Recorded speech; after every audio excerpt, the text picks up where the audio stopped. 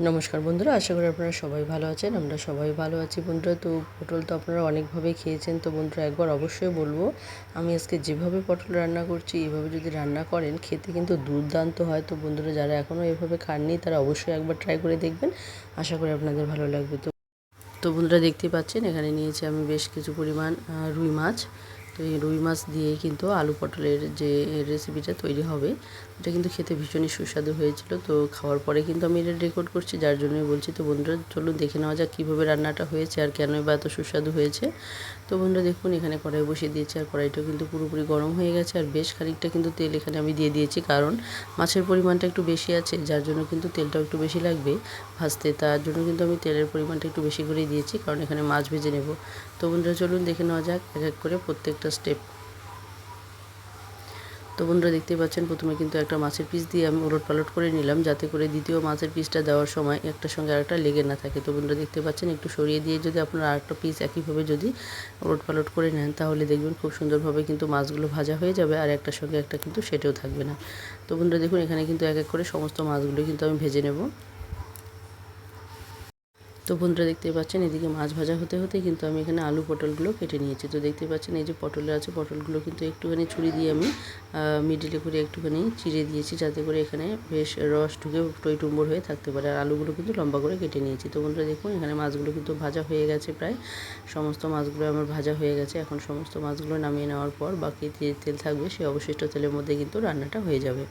তো বন্ধুরা দেখতে পাচ্ছেন এখানে মাছগুলো ভাজা হয়ে গেছে, আমি নামিয়ে নিয়েছি। এখন আমি এখানে দিয়ে দিলাম 2টো কাঁচা লঙ্কা। তো ঝালটা আপনারা আপনাদের স্বাদ মতো দেবেন।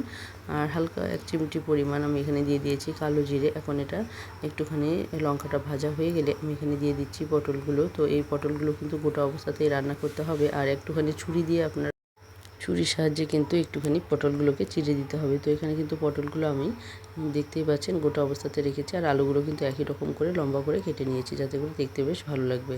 তো বন্ধুরা দেখতে পাচ্ছেন এখন যে অবশিষ্ট তেলগুলো আছে সেই তেলের মধ্যে কিন্তু ভালো করে এখন আমি ভেজে নেব পটল আর আলুগুলোকে। এখন পটল আলুগুলো ভাজার সময় কিন্তু সামান্য পরিমাণ এখানে আমি হলুদ গুঁড়ো দিয়ে দেবো, আর স্বাদ মতো দিয়ে দেবো লবণ। তো যতটা আপনারা ঝোল রাখবেন সেই আন্দাজ মতো কিন্তু লবণটা একবারে আপনারা দিয়ে দিতে পারেন।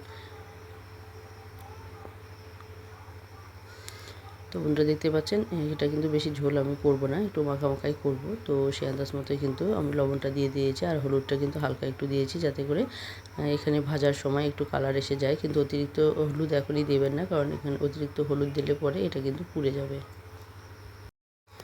তো বন্ধুরা এই ভাজার সময় কিন্তু পুরোপুরি ভালো করে ভেজে নিতে হবে, যাতে করে পটলগুলো পুরোপুরি ভাজা হয়ে যায়। এখন এক এক করে আমি এখানে মশলাগুলো দিয়ে দেবো। তো এখানে আমি যেহেতু মাছের পরিমাণ বেশি, সবজির পরিমাণ বেশি, সেজন্য কিন্তু এখানে আদাটা আমি 3 চামচ পরিমাণে দিচ্ছি এখানে। তো দেখতে পাচ্ছেন এখানে কিন্তু 2 চামচ আদা আমি দিয়ে দিয়েছি। পরবর্তীতে কিন্তু আরও 1 চামচ আদা আমি এখানে দিয়েছিলাম। তো এখানে দিয়ে দিলাম 1 চামচ পরিমাণ জিরে গুঁড়ো, হাফ চামচ পরিমাণ দিয়ে দিলাম কাশ্মীরি লঙ্কা গুঁড়ো, হাফ চামচেরও কম একটুখানি দিলাম হলুদ গুঁড়ো। তারপর একটু নেড়ে চেড়ে নিলাম, যাতে করে মশলাটা পুড়ে না যায়। এরপর এখানে আমি দিয়ে দেবো ধনে গুঁড়ো, যেটা কিনা স্পেশাল একটা মশলা।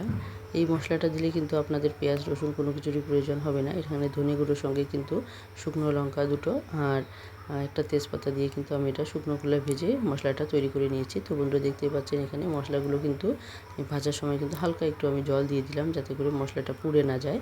তো এটা ভালো করে কিন্তু কষানো হয়ে গেলে, তো বন্ধুরা এটা ভালো করে কষিয়ে নিতে হবে। তো এটা কষানো হয়ে গেলে তেল ছাড়তে শুরু করে দিবে। তো দেখতেই পাচ্ছেন এখানে কিন্তু তেল ছাড়তে শুরু করে দিয়েছে।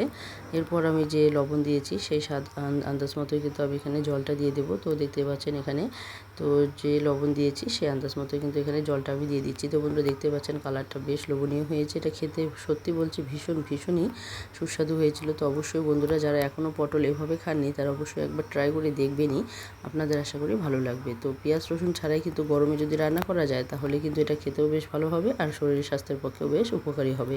তো বন্ধুরা দেখুন এখন ভেজে রাখা মাছগুলো কিন্তু এক এক করে আমি এখানে সমস্ত দিয়ে দেবো। তো ঝোলটা কিন্তু আপনারা আপনাদের প্রয়োজন মতো জলটা দিয়ে দেবেন। তো তো দেখতে পাচ্ছেন এক এক করে সমস্ত মাছগুলো দেওয়ার পর কিন্তু এখানে বেশি করে জাল করব না, আমি 2 মিনিটের মতো একটুখানি গরম করে নিয়েই নামিয়ে নেব। তো বন্ধুরা, আমার এই রেসিপিটা আপনাদের কেমন লাগলো অবশ্যই কমেন্টে জানাতে ভুলবেন না। আর যারা প্রথম দেখছেন, যারা এখনও বন্ধু হননি, তারা অবশ্যই বন্ধু হয়ে পাশে থাকবেন। আর পুরনো বন্ধুরা যারা শুরু থেকে শেষ অবধি সঙ্গে আছেন, সবাইকে অসংখ্য অসংখ্য ধন্যবাদ এবং সবার প্রতি রইল অনেক অনেক ভালোবাসা। তো বন্ধুরা, অবশ্যই করে বেশি বেশি করে শেয়ার করে দিন, যাতে সবাই দেখে রেসিপিটি বানিয়ে খেতে পারেন। আর অবশ্যই একটি লাইক দিতে ভুলবেন না, কারণ আপনাদের একটি লাইক, একটি কমেন্ট আমাদেরকে অনেকটা উৎসাহিত করে নতুন নতুন রেসিপি তৈরি করতে। তো বন্ধুরা, আজকে এখানে শেষ করে দিচ্ছি। আবারও চলে আসবো নতুন কোনো রেসিপি নিয়ে। ততক্ষণে সবাই ভালো থাকবেন, সুস্থ থাকবেন। বাই।